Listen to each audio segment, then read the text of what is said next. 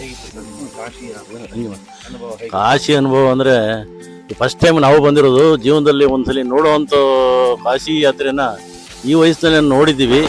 ಇದಕ್ಕೆ ನಾವು ಸುಮಾರು ದಿನ ಹೋಗ್ಬೇಕು ಅಂದ್ವಿ, ಆಗಲಿಲ್ಲ. ನಿಮ್ಮ 14th ಫೆಬ್ರವರಿ 14th ಹೋಗ್ಬೇಕು ಅಂತ ಮಾಡಿದ್ರು, 8 ಸೀಟ್ ಇದೆ, ಅವಾಗ ಆಗಿಲ್ಲ. ಸೊ ಫರ್ದರು ನಾವೇ ನಿಮಗೆ ಕೇಳಿದ್ವಿ, ಇಂಥ ಡೇಟ್ಗಿದೆ ಬನ್ನಿ ಅಂತ ಹೇಳಿದ್ರಿ, ಬಂದಿದ್ದೀವಿ. ಅನುಭವ ಚೆನ್ನಾಗಿದೆ.